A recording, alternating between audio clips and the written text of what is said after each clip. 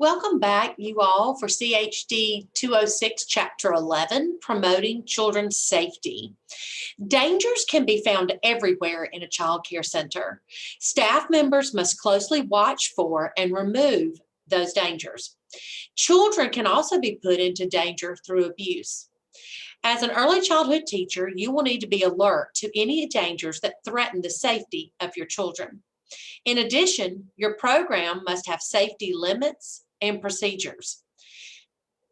The staff must also be aware of their legal responsibilities for protecting the children in their care. So join me, Mrs. Murph, as we learn all about promoting children's safety. So the first objective we're going to talk about is maintaining a safe environment for children and the guidelines for promoting children's safety. The staff is responsible for providing a safe environment for the children. A teacher who is responsible for a group of children should supervise constantly and never leave a child alone, even for a quick moment. Young children are fearless, unpredictable, and very quick. They do not always understand the concept of danger, and as a result, teachers must protect children until they can protect themselves. Adult to child ratios relate directly to safety. A classroom should never have fewer adults than required by state law for any age level or group size. Having more adults than the minimum is even safer, and those extra adults can step in quickly to protect children when unsafe situations arise. Limits are guides to actions and behaviors that reflect the goals of a program. The most important limits set by an early childhood teacher involve safety issues. These limits protect the children in the classroom. Make sure safety limits are clear, simple, and easy for children to understand, and remind children of these limits frequently. Observing and setting safety rules is only part of the process for a safe center. A safe environment also needs to be addressed.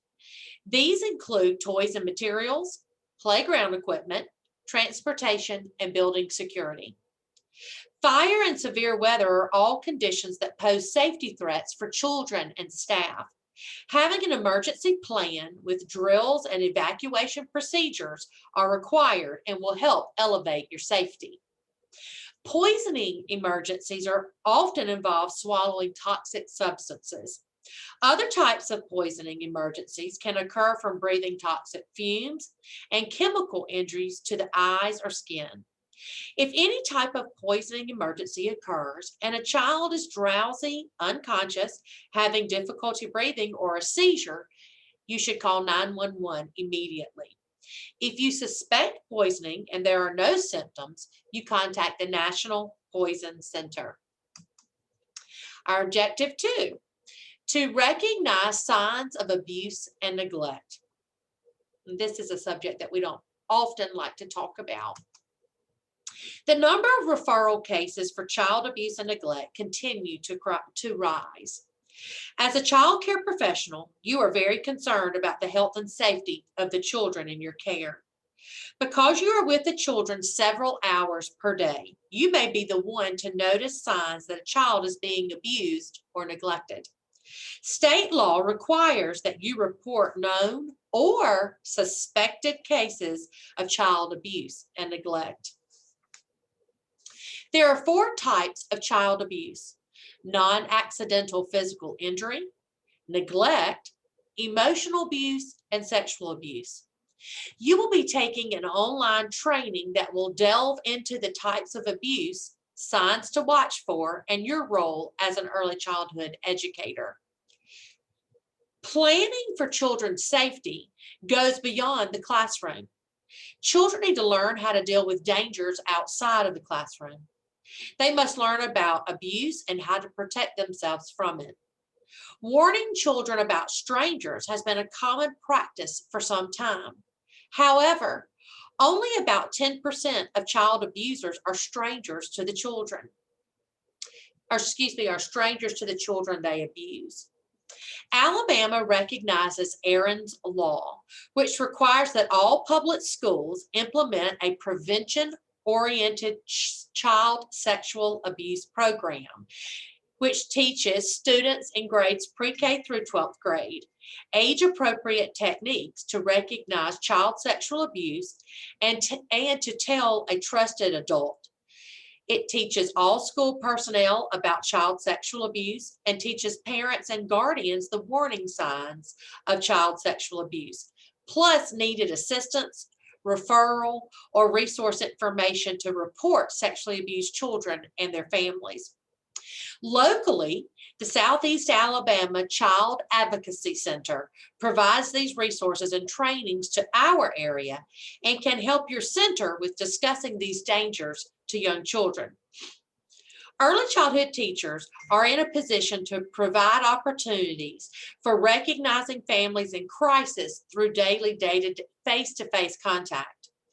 Teachers can share parenting information on child development, management of behavior, and guide them in seeking community programs and services to help. Our third and final objective for this chapter is explain the types of liability as a child care provider. By law, young children are not expected to care for themselves.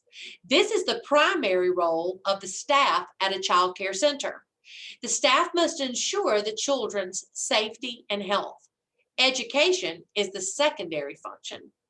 Center directors are liable for the acts of their employees. Child care staff can be punished by law by failing to follow state licensing rules and regulations. Every center should develop a number of forms related to the health and safety of children. Many of these forms direct staff and the care of the children and protect staff members from possible liability. Two forms commonly used by centers are incident report forms and various types of permission forms. As a child development student in the state of Alabama, you are eligible for free liability insurance through the Alabama Education Association. And we're going to talk more about that and learn more about that coverage as you move through this program. The privacy law is designed to protect children. It states that a child's records cannot be given to anyone other than their parents without the parent's permission. Parents are given unlimited access to all their children's records, which are kept by the center. So now let's review what we've learned. Providing a safe environment for children requires a great deal of time and attention to details. Dangers can be found in every corner of the center. These dangers can threaten both the physical and mental well-being of children. Protecting children from these dangers is the most important job of the teacher. Child care professionals need to be prepared for an emergency. You should know how to safely evacuate children in case of fire or other disasters. You should know how to handle accidental poisonings. Child care workers also need to recognize signs of possible child abuse and neglect and know how to report suspected cases. Child care staff can held responsible for failing to follow state licensing rules and regulations. It is important to know what those rules are and know the extent of any possible liability. So that wraps us up for this episode. You can learn more about this topic by reviewing the resources posted in your course. As always, if you have any questions, please contact me and I'll be happy to help. So thanks for joining me as we learned all about promoting children's safety. See you next time.